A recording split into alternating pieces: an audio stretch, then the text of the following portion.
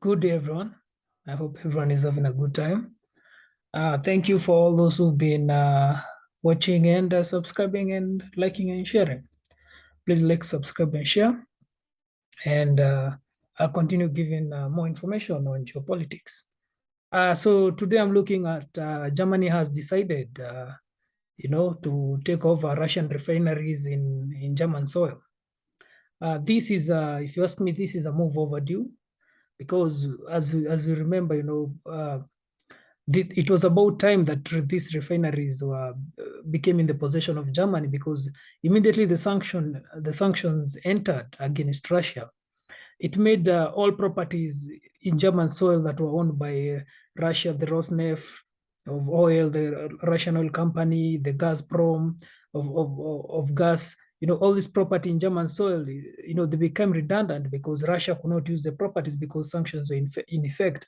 And sanction prohibited Russia from controlling these assets that are not in Russia's ground. And also, you need to understand that also Russia retaliated. So even properties that were owned by the European countries in Russian ground are are going, if not repossessed, are going to be repossessed also. So Germany repossessing Russian refineries, it comes that they had no option because now crude oil has gone down, yeah, has gone down. So the refineries are operating nearly zero. They are just hitting asset. So it's only makes sense if Germany just takes the asset, uh, the refinery production facility, so that it can start looking for other sources of oil to and choose so that it can pump to the facility and refine the oil. So what happened is that properties that were controlled by Russia, not only in Germany but in other countries of the European Union, are going to be repossessed by these countries because Russia is facing sanctions, and in the end, it will not be able to access these properties. On the other hand, properties that were owned by European countries in Russian soil, because these companies had the McDonald's, they had other businesses.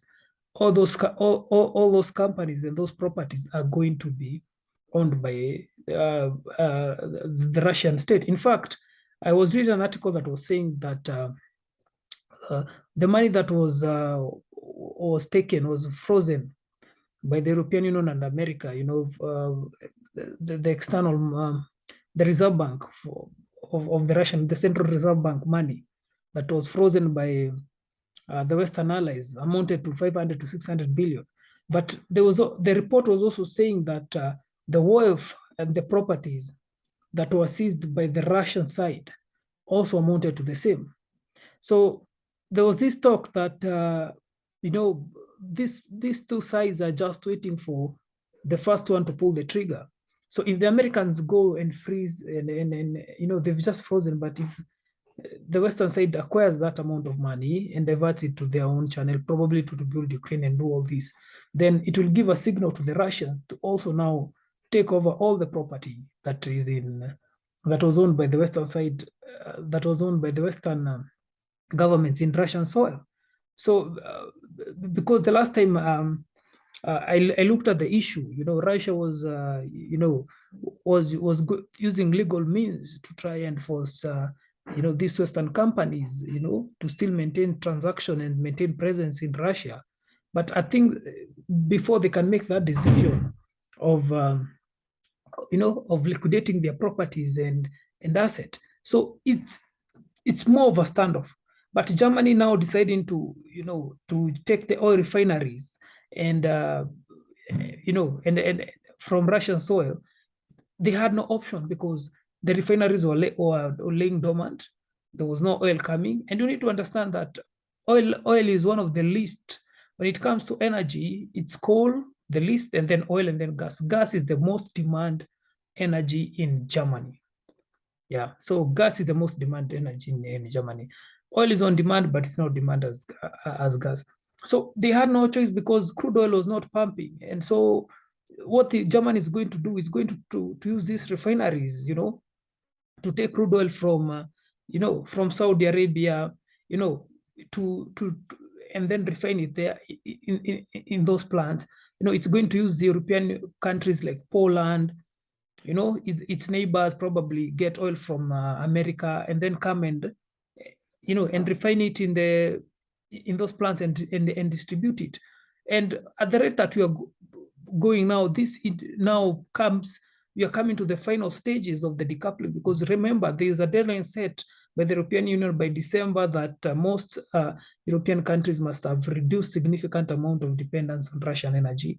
So I think Germany is racing is looking to race to keep on to keep up with the deadline, because if it has taken the refinery, it means now it's ready to start refining crude oil, and so that it can supply it to its market. And it's doing this because it's only 1.5 months or 2 months to the deadline.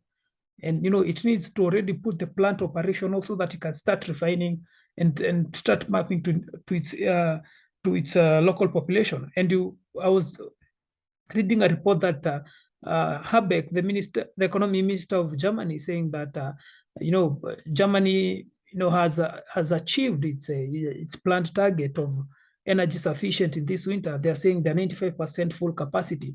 So it means that the German government has really done a lot of work to ensure that this winter they don't freeze out. But my question is, at what cost? Because if they didn't get the gas from Russia, it's at 95% capacity, German gas, German storage gas now, it can sustain them through the whole winter. It means they could have gotten from either Qatar, America. These are very expensive sources, and makes me wonder, how high the bills will be, this winter, because everyone knew that Germany was desperate.